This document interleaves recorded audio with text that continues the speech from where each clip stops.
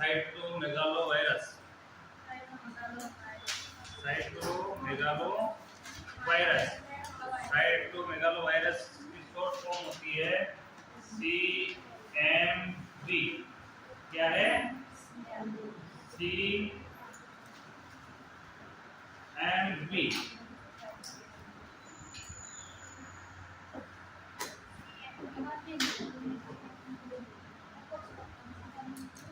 CMV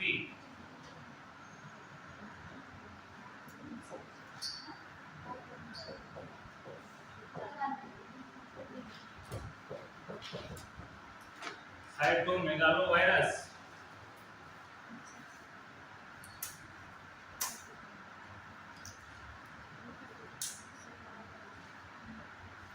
cytomegalovirus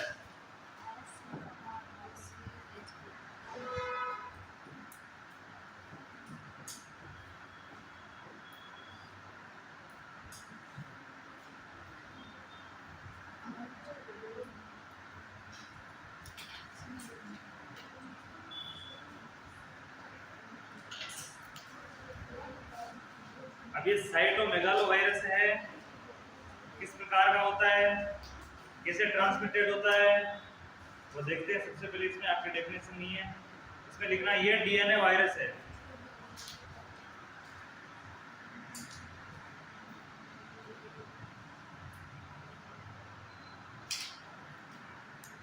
यह DNA virus है।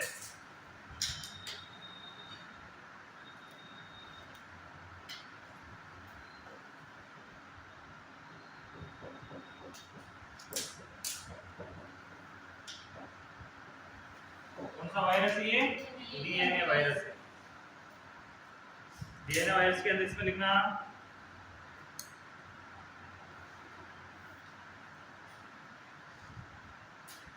ये किसी भी उम्र के लोगों को ये किसी भी एज के लोगों को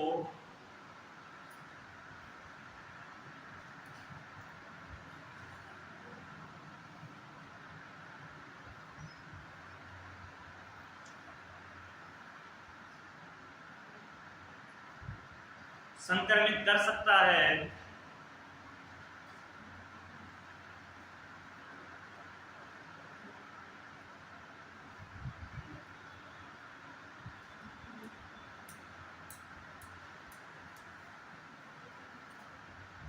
ये स्वस्थ लोगों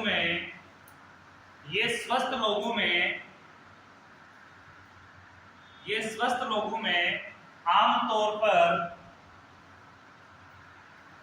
आमतौर पर लक्षणहीन होता है।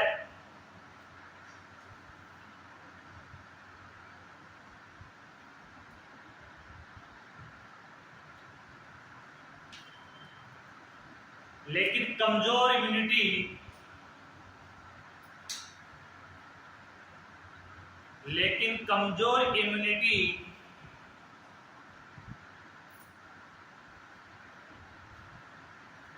और गर्भवती महिलाओं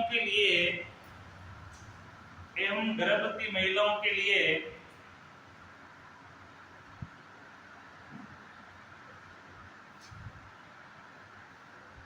ये गंभीर स्वास्थ्य समस्या उत्पन्न कर सकता है। ये गंभीर स्वास्थ्य समस्या उत्पन्न कर सकता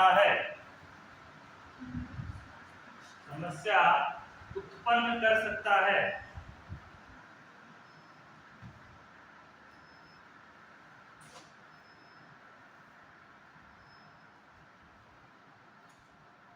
हेडिंग लगाओ इसमें mode of transmission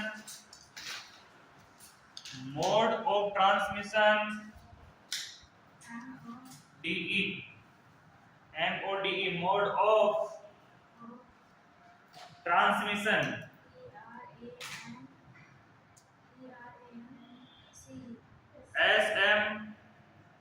SMISSI1 transmission mode of transmission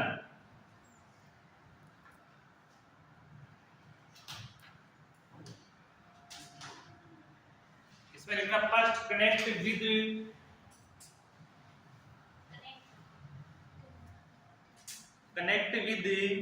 infected blood like connect with infected blood like यानी कि किस किस इन्फेक्टेड ब्लड से ट्रांसमिशन होता है। तो इसमें सबसे पहले एरो लगा के लिखना, पॉइंट लगा के इसके अंदर फर्स्ट में ट्रांसप्लेसेंटल, इसके अंदर बिल्कुल ब्लड से जो फैल रहा है ये तो किस माध्यम से फैल रहा है, तो लग रहा है ट्रांसप्लेसेंटल, प्लेसेंटा के माध्यम से, हिंदी लिख सकते हो प्लेसेंटा के माध्यम से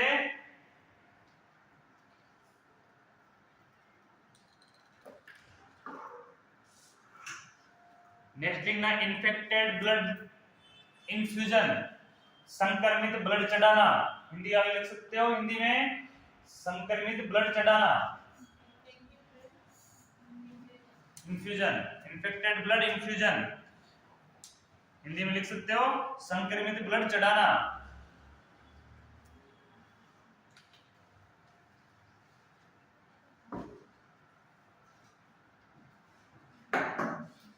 नेक्स्ट लिखना exposure to body fluid like, exposure EXPOSURE, exposure to body fluid like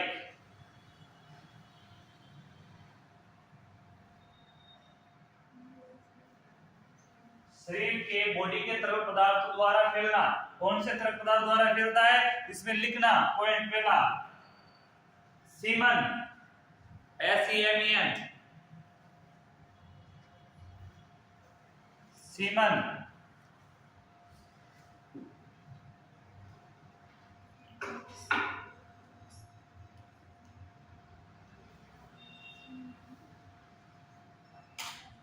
साल्वा यानी लार, SALIVA, SALIVA, urine, urine, breast milk, breast milk, last में वेजाइनल सिक्रेशन, वेजाइना से निकलने वाला द्रव, वेजाइनल सिक्रेशन या वेजाइना से निकलने वाला द्रव, यानी कि बॉडी के फ्लूइड ट्रांसमिशन होने से भी ये बीमारी फैलती है। किससे फैलती है, बॉडी के जो फ्लूइड है वो भी एक दूसरे में ट्रांसमिटेड हो जाए, इन्फ्यूजन हो जाते हैं, तो उससे भी ये क्या फैलती है, ये बीमारी फैलती है। कैसे, कौन कौन से, सीमन, सीमन यानी वीर्य, इसके बाद लार, यूरिन, ब्रेस्ट मिल्क और वेजाइना से निकलने वाले सिक्रेशन, यानी कि इन सब माध्यम के ट्रांसमिशन से क्या फैलती है, ये बीमारी फैलती है। दूसरी ब्लड से फैलती है।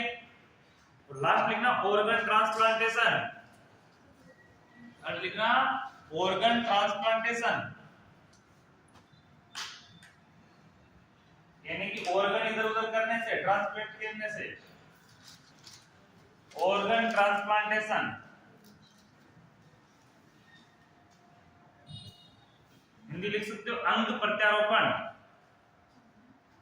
अंग प्रत्यारोपण करने से,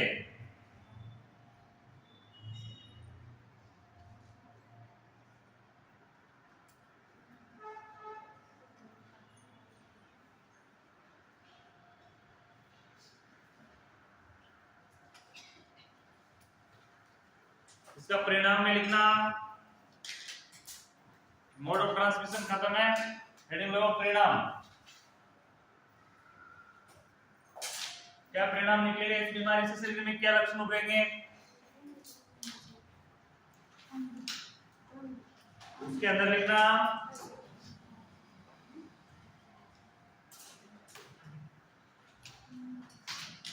अधिकांश ये है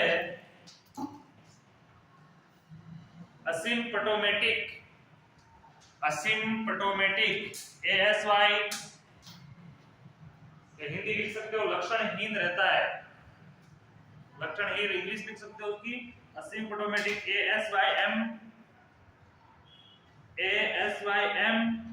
ASYMPTO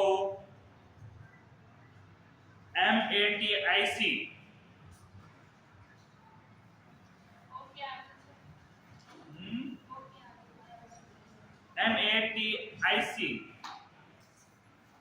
असिम्प्टोमेटिक रहता है, यानी कि लक्षणहीन रहता है, हिंदी लिख सकते हो उसकी लक्षणहीन रहता है। IUGR से लिखना IUGR,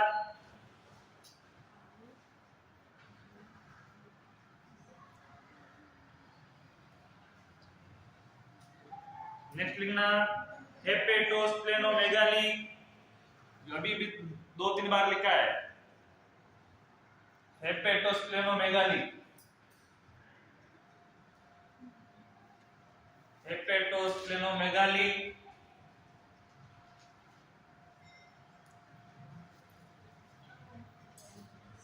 और लास्ट लिखना माइक्रोसेफली,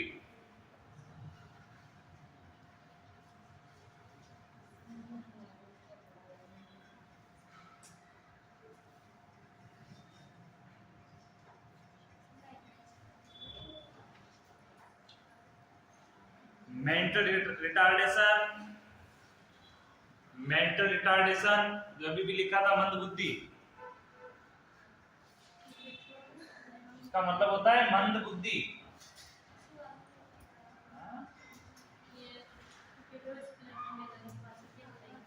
माइक्रोसेफली,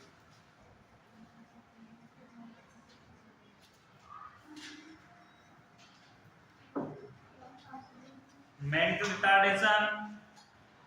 रिटार्डेशन का मतलब होता है मंदबुद्धि।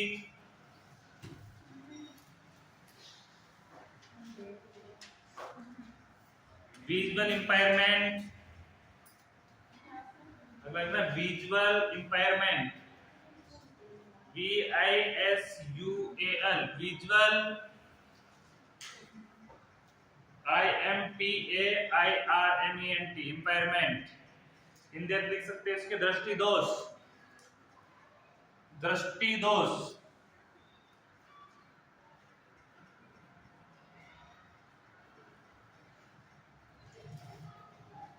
लास्ट लिखना progressive hearing loss, progressive hearing loss, progressive hearing loss.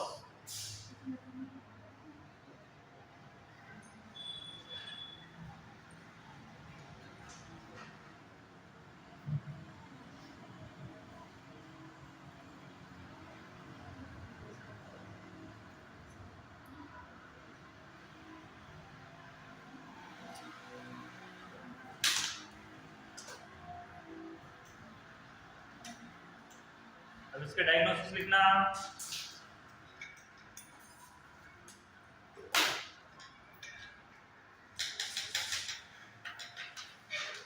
Viral culture,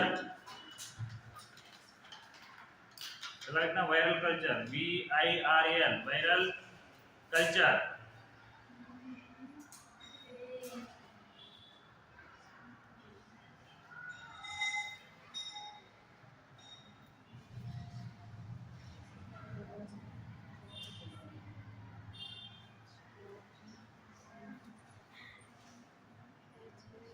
next लिखना त्वचा के माध्यम से अम्लाइकल कोड सैंपलिंग,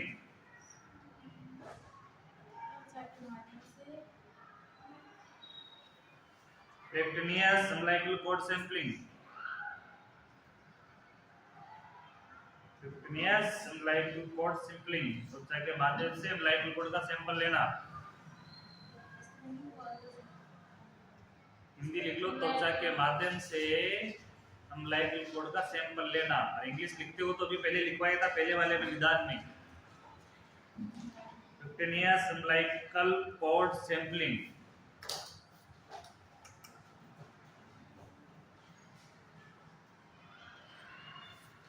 लास्ट लिखना maternal antibody level examination, maternal antibody level examination.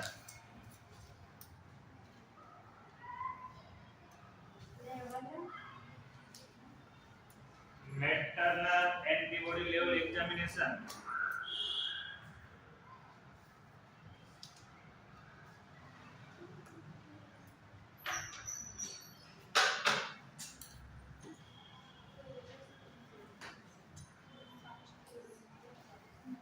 Next heading लगाना मैनेजमेंट। इनको लिख लो, समझ में नहीं आया लाइट आते मैं समझा दूंगा ऊपर। ये लिख लो, बोर्ड में लिख के बगैर कैसे समझाऊंगा। ये बुझा हो गया। आगे लगाओ मैनेजमेंट। एसएमवी नहीं सीएमवी। CMV infection.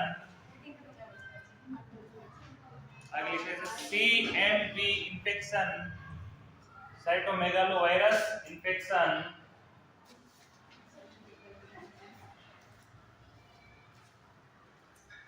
के उपचार के लिए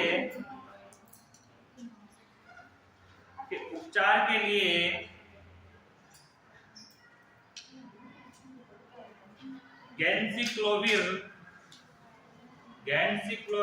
मीनिंग लिखना GANCICLOVIR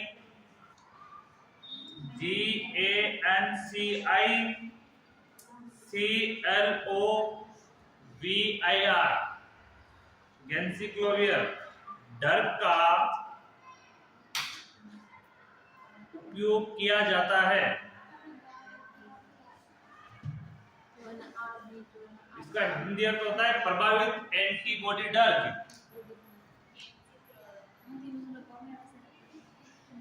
गैंसिक्लोविर drug.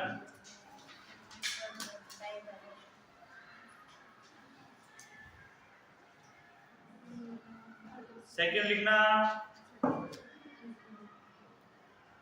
Root of delivery vaginal होता है। रूट ऑफ डिलीवरी वेजाइनल होता है।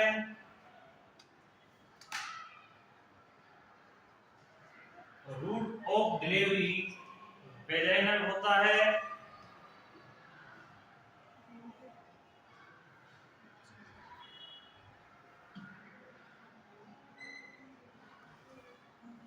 नेक्स्ट लिखना इसकी रोकथाम के लिए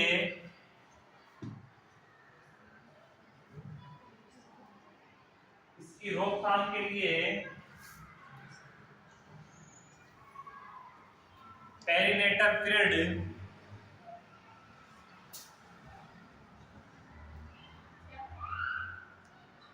एंटीनेटल थ्रेड लिख सकते हो। एंटीनेटल थ्रेड एंटीनेटल वही पहले वाला थ्रेड, दोनों का अर्थ एक ही। एंटीनेटल थ्रेड दोनों का डिलीवरी से पहले की प्रोसेस होती है। प्रेगनेंसी से दौरान, जो प्रेगनेंसी के पहले वाले से एंटीनेटल लिख सकते हो आप।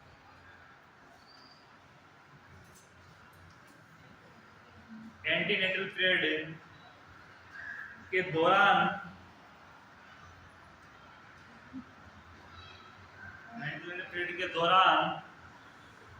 सभी आवश्यक बिंदुओं से संबंधित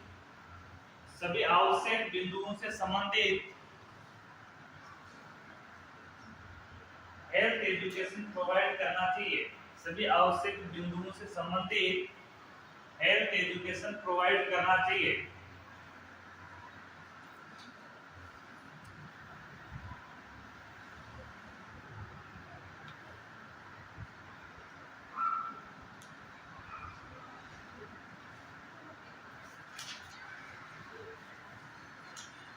रोगी को ब्लड ट्रांसफ्यूजन करने से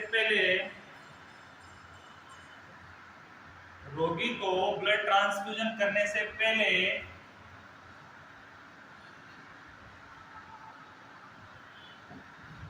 एसएमवी नेगेटिव सीएमवी नेगेटिव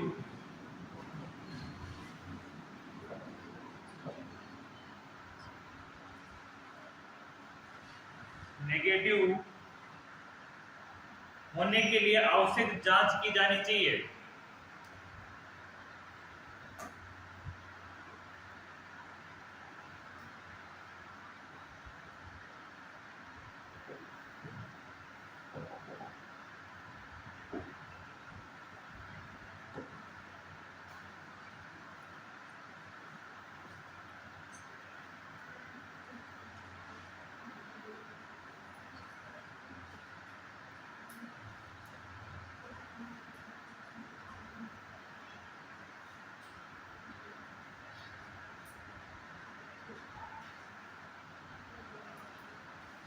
इसका मैनेजमेंट कंप्लीट।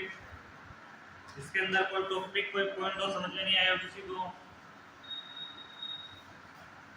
CMV के अंदर कोई ऐसी चीज जो आपको समझ के बाहर हो?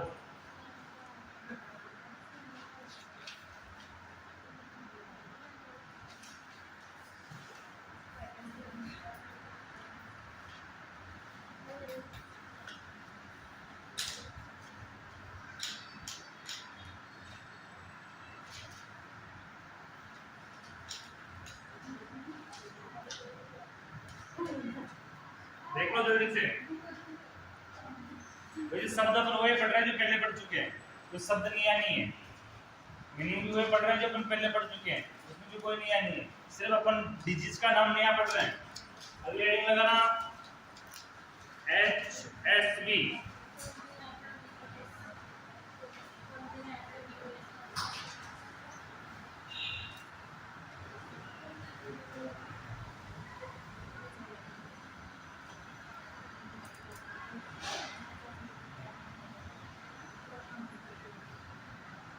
क्या पढ़ा आपने? क्या बोल रहे हो?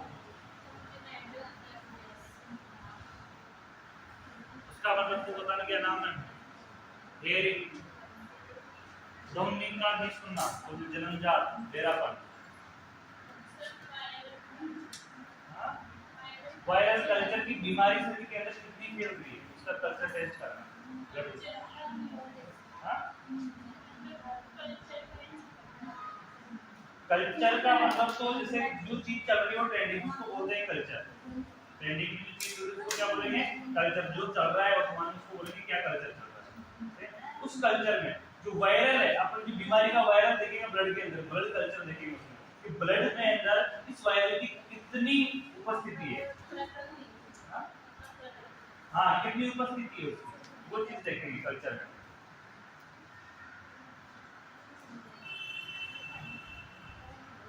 HSV हेडिंग लगाना HSV।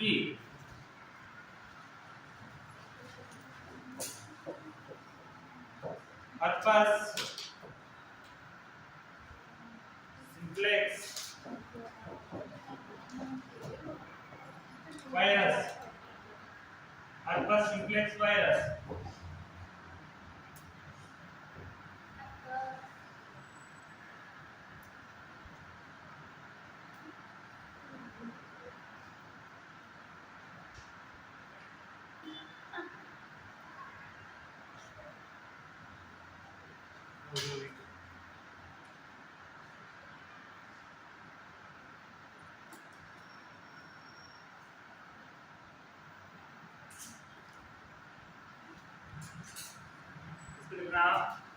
इसकी डेफिनेशन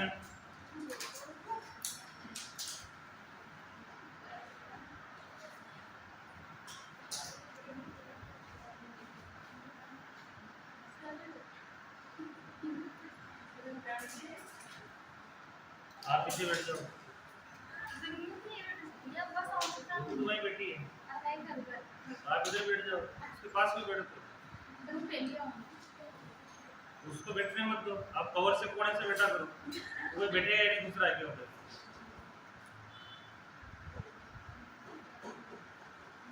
इसमें लिखना है इसकी डेफिनेशन,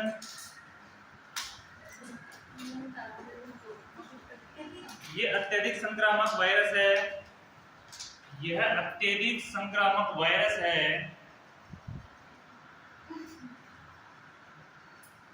अत्यधिक संक्रामक वायरस है जो त्वचा म्यूकस मेम्ब्रेन, त्वचा की म्यूकस मेम्ब्रेन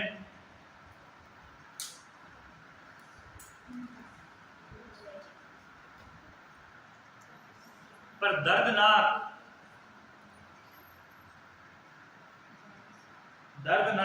फफोले व छाले पैदा करता है या उत्पन्न करता है।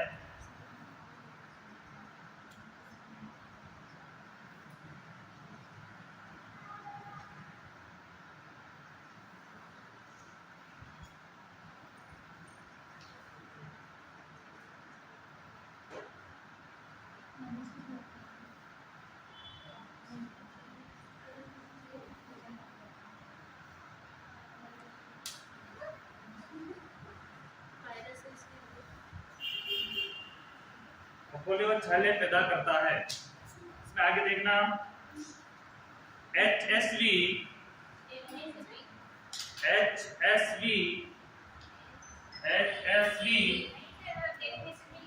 हाँ डेफिनेशन में लिख रहे हैं।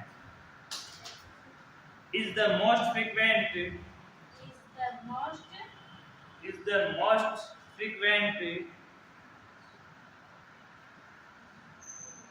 cause of genital ulcer. Most frequent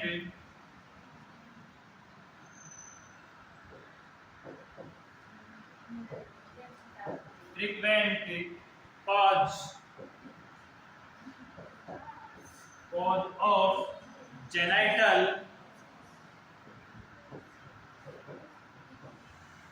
ulcer.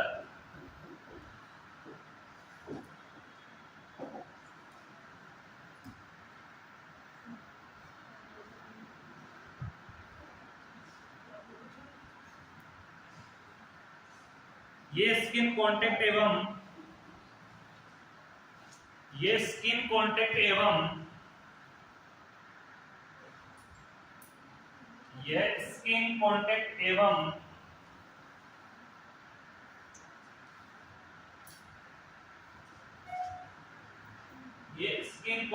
एवं सिक्रेशन के संपर्क द्वारा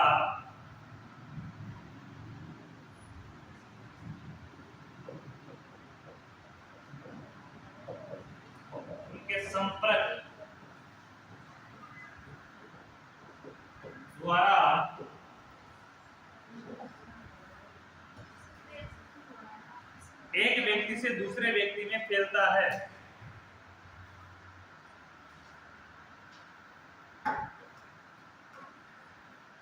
यह सेक्सुअली ट्रांसमिटेड डिजीज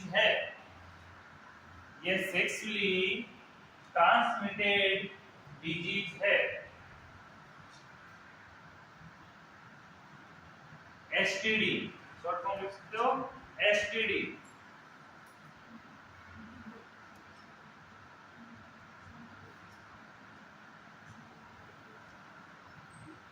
इसमें सेल बिल्कुल अब बड़ी छोटी सी क्या देखो मैटर देखो उसका पूरा डेफिनेशन जब बड़ी छोटी होती है कि उसका मैटर पूरा लिखोगे डेफिनेशन कंटिन्यू तो डेफिनेशन तो पूरी करवाएंगे ना। लिखो ना पूछने की बात है उसमें जा खत्म होगी मैं बोलूंगा आगे लिखो। इसमें सेल मल्टी न्यूक्लिएटेड एवं लार्ज हो जाती है। इसमें सेल मल्टी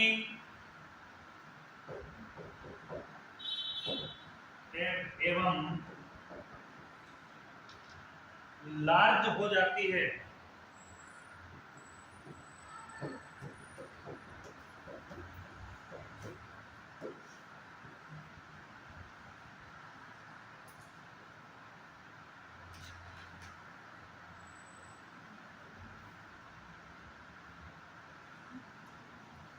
इसकी जो सेल है इस बीमारी की वजह से सेल बढ़ रही है वो क्या हो जाती है मल्टी न्यूक्लिएटेड का मतलब क्या होता है न्यूक्लियस का मतलब क्या होता है कोशिका केंद्र। न्यूक्लियस का मतलब क्या होगा कोशिका केंद्र। अधिक केंद्र वाली एवं लार्ज हो जाती है, सेल्स की वजह से तो बढ़ जाती है आकार में, सूज जाती है यानी कि बड़े आकार में, लार्ज हो जाती है, और उसके न्यूक्लियस यानी कि उसके केंद्र क्या हो जाते हैं, मल्टी हो जाते हैं यानी कि बढ़ जाते हैं। एक कोशिका में एक ही केंद्र होता है, नॉर्मली एक कोशिका में एक ही केंद्र होता है, उसका जो आकार है वो सामान्य से इतना बारीक होता है कोशिका को अपन अपनी आंखों से देख भी नहीं सकते हैं। अपने को देखने के लिए अपने को टिश्यू देखने पड़ेंगे, क्या देखने पड़ेंगे आंखों से, टिश्यू, क्योंकि कई सारी कोशिकाएं मिलकर किसका निर्माण करती है, टिश्यू का, और टिश्यू किसका निर्माण करता है, अंगों का, और अंग किसका निर्माण करता है, सिस्टम का, सिस्टम किसके निर्माण करता है, बॉडी का। सबसे निम्नतम इकाई कौन सी है, सेल, जिसको अपन नॉर्मल आंखों से नहीं देख सकते, माइक्रोस्कोप से ही देख सकते हैं। उसमें एक ही न्यूक्लियस होता है, कि एक ही उसका केंद्र होता है। तो इस कंडीशन में इस बीमारी के अंदर कैसा हो जाता है, न्यूक्लियस की संख्या बढ़ जाती है, और उसके साथ साथ कोशिका कैसी हो जाती है, लार्ज, यानी कि स्किन फूल जाती है। और अधिकतर मोस्ट फ्रीक्वेंटली लिखवाया है मैंने कि जेनाइटल ऑर्गन में सबसे अधिक फैलती है, अल्सर के टोमेन छालों के रूप में जेनाइटल ऑर्गन के आसपास अधिक फैलती है, क्योंकि ये सेक्सुअली ट्रांसमिटेड डिजीज है। कौन सी डिजीज है, सेक्सुअली ट्रांसमिटेड डिजीज। इसके अलावा सिर पे, फेस पे और अन्य बॉडी पे भी फैलती है, लेकिन फ्रीक्वेंटली सबसे तीव्रता से कहां फैलती है, जेनाइटल ऑर्गन में फैलती है, जेनाइटल ऑर्गन में अल्सर उत्पन्न करती है। और इसका जो फैलने का जो तरीका था, कैसे फैलती है वो भी अपन ने देखा, कौन से, एक तो सिक्रेशन से और स्किन कांटेक्ट से। किससे मिलेगी, एक तो संक्रमित जो स्किन है उसके कांटेक्ट से, एक उससे निकलने वाले फ्लूइड से, सिक्रेशन से ये तीव्रता से फैलती है।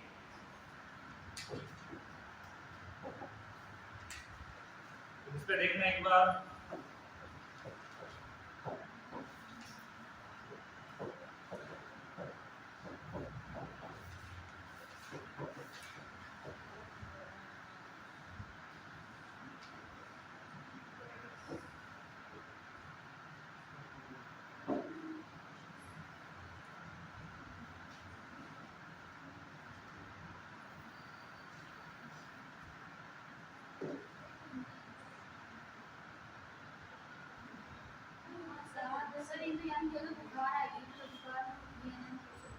ये अलग है, उनके अंदर के अलग है, ये मतलब सिर पे भी होते हैं, हर जगह पे होते हैं। ये देखो इस प्रकार से, इस प्रकार से, अरे वो जो मुहासे होते हैं वो अलग है, उसको बोल रहे हो ना आप, वो तो इम्फैटिको जैसा होता है। इम्फैटिको जानते हो, इम्फैटिको कभी पढ़ा ही नहीं आपको, तुमने बीमारी नहीं पड़ी। अरे जैसे केरी का चिप लगने की वजह से, ऐसे अलग कारण से मुंह, बच्चों के मुंह के चारों ओर जो इन्फेक्शन होता है इसको इम्फैटिको बोला जाता है। क्या बोलते हैं, इम्फैटिको। जो चाइल्ड में पढ़ाएगा, केसी में पढ़ाएगा, हो ही नहीं सकता। चाइल्ड के अंदर उठा के देखो अभी बुक के अंदर वो चीज डिजीज है वो पूरी।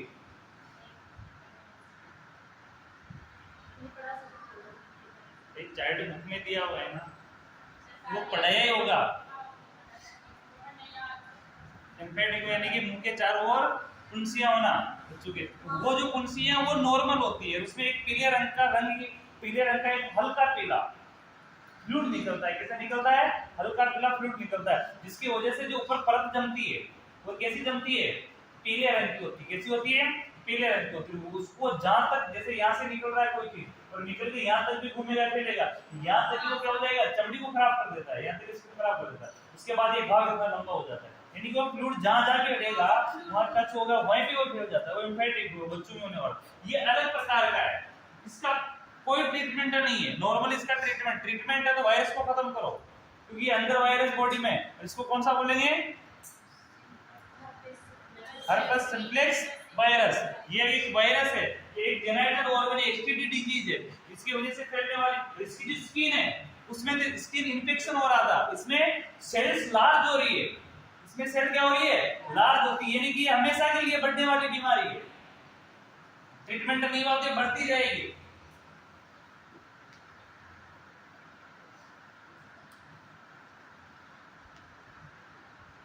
यानी कि अलग प्रकार की डिजीज है। ऑटोप्रोटिक जीवाणु होती है, बालों पे बाल झड़ जाते हैं पूरे सिर पे। जैसे ये वाली स्ट्रक्चर नजर आ रही है, ये स्ट्रक्चर सिर पे हो जाती है पूरे पे। ये स्ट्रक्चर बगलों में, अधिकतर इनमें बगलों में अधिक होती है, जहाँ पसीना ज्यादा होता है वहां ज्यादा होता है। इसके अलावा मुंह पे, गर्दन पे, इनपे सबसे ज्यादा होने वाली बीमारी है।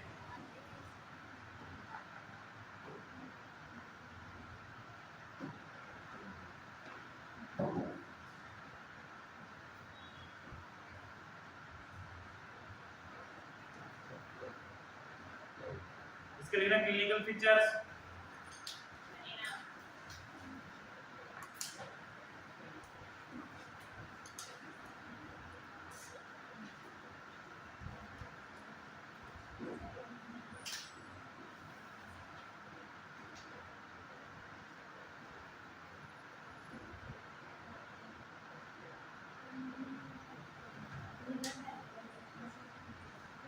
इसके लक्षण, इसके लक्षण,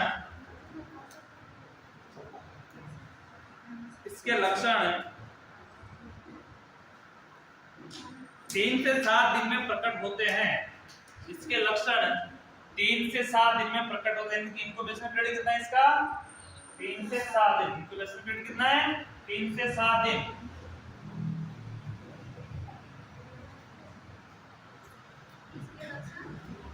तीन से 7 दिन में प्रकट होते हैं।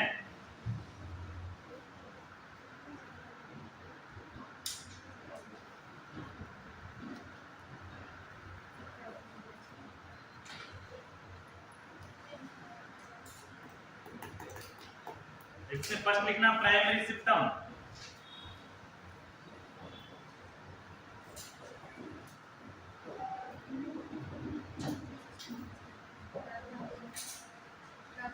प्राइमरी सिम्टम, प्राथमिक लक्षण, low grade fever,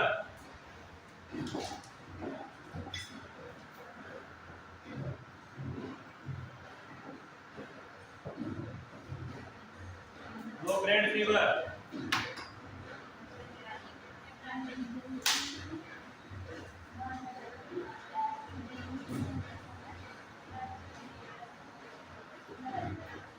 generalised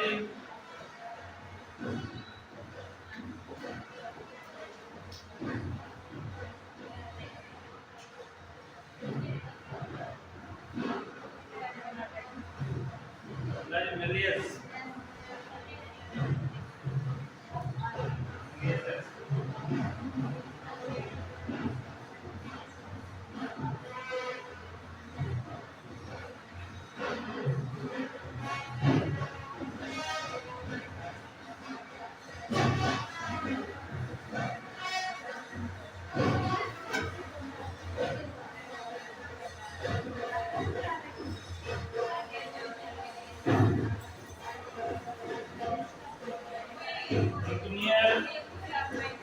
adenopathy,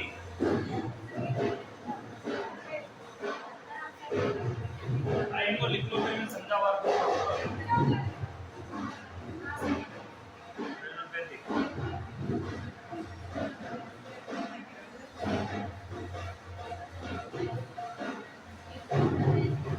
clear,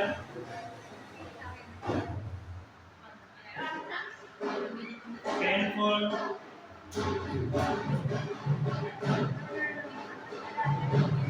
tender,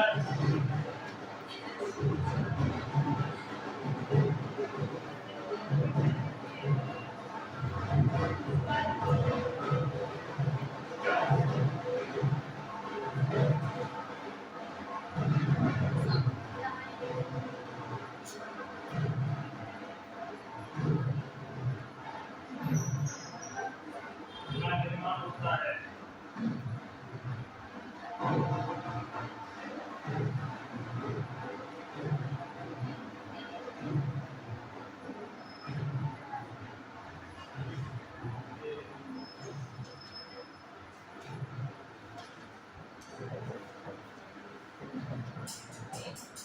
perennial skin,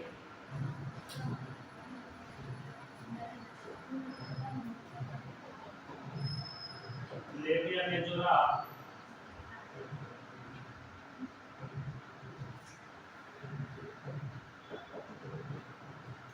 minora,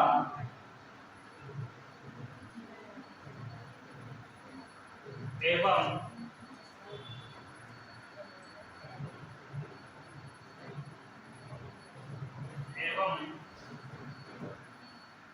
vulva vestibule,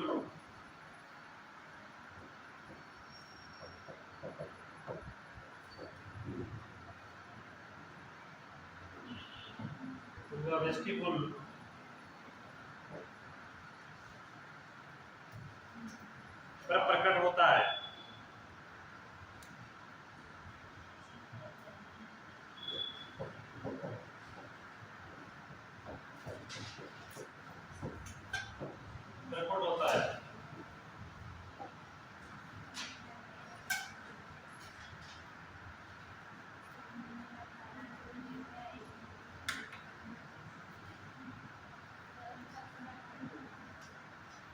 next line लिखा 90% केसेज में 90% केसेज में ये लक्षणहीन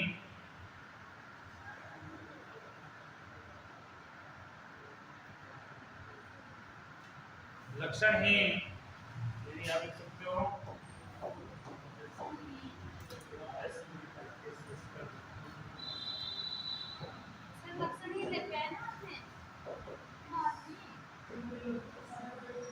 मैट्रिक्स रिजल्ट्स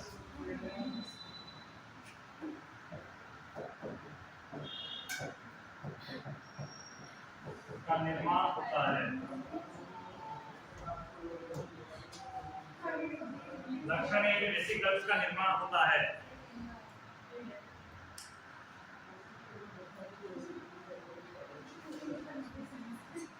सिम्प्टोमेटिक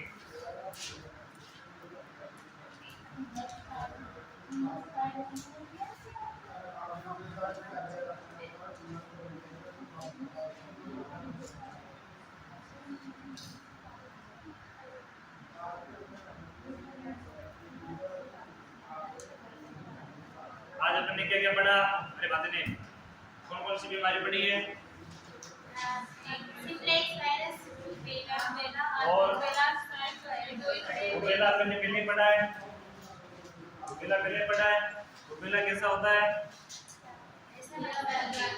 रूबेला जो पहले पढ़ा है वही अब सुनना।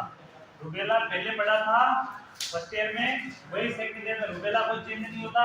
उस समय वो नॉर्मल पढ़ा था अपन ने, तो इस समय क्या पढ़ रहे हैं अपन? प्रेगनेंसी के साथ पढ़ रहे हैं। क्या पढ़ रहे हैं? प्रेगनेंसी के साथ। उस समय भी उसको एंटीबायोटिक से ठीक किया था, इसका विशेष उपचार उस समय भी नहीं था। लेकिन उस समय रूबेला वायरस का क्या लगा सकते थे अपन? वैक्सीन भी होता है। क्या था? वैक्सीन। लेकिन इस समय अपन वैक्सीन नहीं लगा रहे, क्या कर रहे हैं उसको? ओनली एंटी, विशेष प्रकार की उसकी कोई दवाइयां नहीं है बीमारी को ठीक करने की। एक विशेष तौर पे ध्यान रखना कि रूबेला का जो वायरस है उसको रोकथाम के लिए वैक्सीन बीमारी से पहले लगता है। बीमारी की उपस्थिति में नहीं लगता है। बीमारी की उपस्थिति में नहीं है तो वहां क्या करनी पड़ेगी? इसको रोकने के लिए एक एंटीबायोटिक, एक प्रभावित एंटीबायोटिक का उपयोग करना पड़ेगा। इसमें डिलीवरी को कोई प्रभाव नहीं पड़ता है। बॉडी की बीमारी है, डिलीवरी जिस प्रकार से उसकी स्थिति है पेशेंट की उस प्रकार से हो सकती है। यानी कि वेजाइनल डिलीवरी है तो बीमारी के कारण वो सीजन पे नहीं पहुंचेगी। कहां पे रहेगी? वेजाइना से हो जाएगी, नॉर्मल डिलीवरी ही हो जाएगी। अगर पहले से ही कुछ एब्नॉर्मलिटी है तो सीजन में पहले से होगा, उसमें बीमारी का कोई कारण नहीं होता। इस प्रकार की बीमारी का कोई कारण नहीं होता।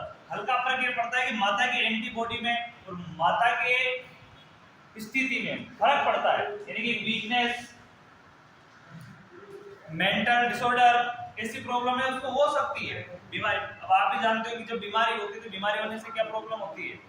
सबसे पहला तो वीकनेस, रेस्टलेसनेस हो जाता है। इसके अलावा एंजाइटी, ऐसी प्रॉब्लम हो जाती है। तो वो एक प्रभावित हो सकती है लेकिन डिलीवरी में कोई इसका विशेष प्रभाव नहीं पड़ता है। दूसरी कंडीशन में हमने देखा इसका जो ट्रीटमेंट है, ट्रीटमेंट भी कोई विशेष नहीं है। तो इसमें डायग्नोसिस भी एक होता है, न्यूनेटल सीरम टेस्ट होता है। न्यूनेट सीरम टेस्ट होता है, इसमें क्या चेक की जाती है? आईजीजी, आईजीएम की उपस्थिति चेक की जाती है। ठीक है। या तो अगला पढ़ा अपन ने साइटोमेगालोवायरस। साइटोमेगालोवायरस क्या है? इसमें देखना सबसे पहले साइटोमेगालोवायरस का कोई चित्र हो तो मैं बता देता हूं।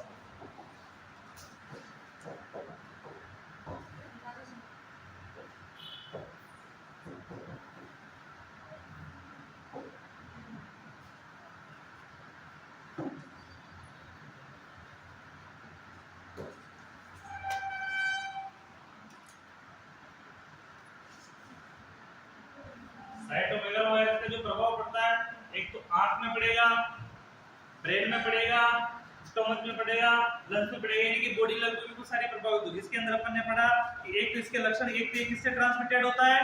ब्लड से। किससे हो रहा है? ब्लड से। या तो ब्लड में क्या करना है? ब्लड ट्रांसफ्यूजन से होता है, या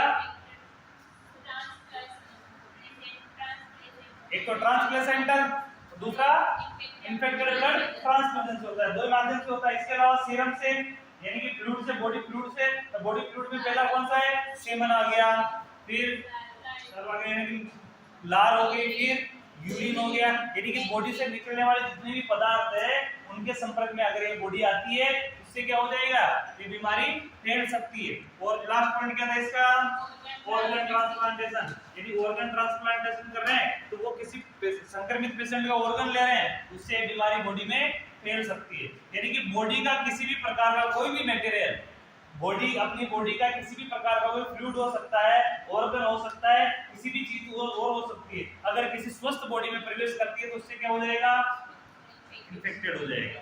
अगर वो पेशेंट पहले से है तो इसके जो अधिकतर सिम्टम है वो कैसे होते हैं, लक्षणहीन होते हैं। कैसे होते हैं, लक्षणहीन होते हैं। फिर भी कुछ केसों के अंदर इसमें बच्चे का सिर्फ छोटा रह जाता है, यानी कि बच्चे की विजुअल बॉडी, इनका जो सिस्टम है वो थोड़ा चेंज हो जाता है, जो अपन इसमें 1 by 1 लिखा है, ठीक है। इसके बाद इसका डायग्नोसिस है, डायग्नोसिस में क्या है, गेनसिक्लोवियर ड्रग। गेनसिक्लोवियर ड्रग कोई विशेष नाम नहीं है, अलग प्रकार का नाम नहीं है, इसका मतलब भी प्रभावित ड्रग ही होता है, प्रभावित एंटीबायोटिक, यानी कि विशेष प्रकार की एंटीबायोटिक प्रभावित की जाती है। जैसे प्रोफाइलेटिक लिखा अपन ने, इसका मतलब होता है प्रभावित एंटीबायोटिक। इसी प्रकार इसी का भी वही अर्थ होता है, बिल्कुल इसका कोई ज्यादा अर्थ नहीं होता है, इसका मीनिंग समझ के मतलब कि ये क्या लिखवा दिया है, हां नहीं, दवाई का नाम नहीं है। जैसे अपन प्रोफाइलेटिक एंटीबायोटिक लिखा, इसी प्रकार उसमें लिखा कि प्रभावित एंटीबायोटिक देनी चाहिए, इसी प्रकार इसमें भी यही है कि विशेष प्रकार के प्रभावित एंटीबायोटिक देनी चाहिए। इसके अलावा रूट वही रहेगा डिलीवरी का, सारा सिस्टम वही रहेगा। एंटीनेटल जो पीरियड है उसके दौरान इससे संबंधित कोई हेल्थ एजुकेशन के पॉइंट है, हेल्थ एजुकेशन तो माता को चीज बताएंगे अपन। ब्लड ट्रांसफ्यूजन करने से पहले सीएमवी का नेगेटिव टेस्ट करेंगे। कौन सा टेस्ट करेंगे, नेगेटिव टेस्ट। अगर वो बीमारी है बॉडी में तो अपन ब्लड अगर पॉजिटिव आता है केस में तो क्या होगा, अपन ब्लड ट्रांसफ्यूजन नहीं करेंगे। अगर वो पॉजिटिव नेगेटिव आता है तो क्या करेंगे, कर देंगे, ठीक है, वो कंडीशन है। अगला देखना, ये अगर किसी पेशेंट का ब्लड अपन लेते हैं, जैसे डोनर का अपन ब्लड लेते हैं तो ब्लड लेंगे तो ब्लड में भी इन्फेक्शन हो सकता है ना। लक्षणहीन बीमारी है तो डोनर को पता नहीं होगा, भाई बीमारी के लक्षण ही प्रकट नहीं तो डोनर को भी पता नहीं होगा। और जब डोनर को ही पता नहीं है तो जो ग्राही है उसकी बॉडी में प्रवेश कर सकता है। तो उससे पहले डोनर से ले तो लिया अपन ने, डोनर से लेके तो अपन ने किसी ने सबमिट कर रखा है उसको अलग से, अब उसको किसी ग्राही को देंगे अपन। तो ग्राही को देने से पहले क्या करेंगे, उसका टेस्ट करेंगे, किसका, उस ब्लड का टेस्ट करेंगे, उसका पॉजिटिव टेस्ट है नेगेटिव टेस्ट है, वो टेस्ट करेंगे किसका, सीएमवी का, ठीक है। इसके अलावा herpes simplex virus, herpes simplex virus में एक ही चीज का ध्यान रखना है, ये कौन सी बीमारी है, एसटीडी। एसटीडी बीमारी है तो सबसे पहले जेनिटल ऑर्गन को प्रभावित करेगी। किसको प्रभावित करेगी, जेनिटल ऑर्गन को।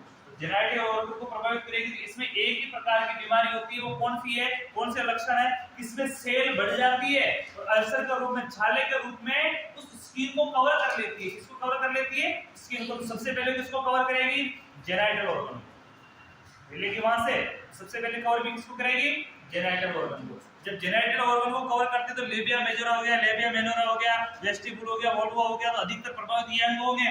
इसके अलावा धीरे धीरे वो बाहर तक फैलती आएगी। इसके अलावा मुंह में भी हो जाता है, बालों में भी हो जाता है, तो बाल जल जाते हैं, यानी बॉडी में भी ये बीमारी फैल जाती है। लेकिन फ्रीक्वेंटली यानी कि तीव्रता से कहां फैलती है, ओनली जेनिटल ऑर्गन में ही फैलती है, उसके बाद ये बॉडी में फैलती है। अब जेनिटल ऑर्गन में फैलेगी, इसकी कोशिका की विशेषता है, इसमें जो कोशिका बढ़ रही है कि उसकी विशेषता है, एक तो वो क्या हो जाएगी, लार्ज यानी कोशिका का आकार बढ़ जाएगा। दूसरी उसकी न्यूक्लियस की संख्या क्या हो जाएगी, उसमें मल्टी न्यूक्लियस हो जाएगी, यानी कि मल्टी यानी एक से अधिक हो जाएगी, ज्यादा मात्रा में बढ़ जाएंगी। ये उसकी विशेषता हो जाती है। इसकी वजह से वो स्किन के ऊपर क्या है, स्किन को मोटा कर देती है, यानी कि जो अपनी स्किन नॉर्मल नजर आ रही है, ये स्किन नॉर्मली है ना, इसमें इस प्रकार का कोई जैसे कोई पुनर्वसन हो जाए या कोई छाल बढ़ जाए, या क्या ये स्किन क्या हो जाएगी, धीरे धीरे मोटी होने लग जाती है। जैसे कहीं घाव हो जाता है, घाव जिसको बोलते हैं फ्रॉट आना, अपना ब्लड किया कि टिश्यू सूट के जो ऊपर निकल कर फ्रॉट आ जाता है, उसकी स्किन क्या हो जाती है, मोटी हो जाती है। अब जब वो के घाव में जैसे बढ़ता आएगा वो खुलती जाती है, स्किन खुलती जाती है, इसमें खुलती नहीं है क्योंकि घाव बढ़ता ही नहीं, घाव नहीं है, ये अंदर से निकल कर आ रहा है, यानी कि बीमारी है। ये पूरी बॉडी को इस प्रकार से कवर भी कर सकता है, ठीक है। इसके आगे का अपन अगली क्लास में पढ़ेंगे। फिर भी समझ में नहीं आई डिजीज के बारे में, कोई चीज समझ में नहीं आई तो पूछ लेना, क्योंकि ये अपन ने लगभग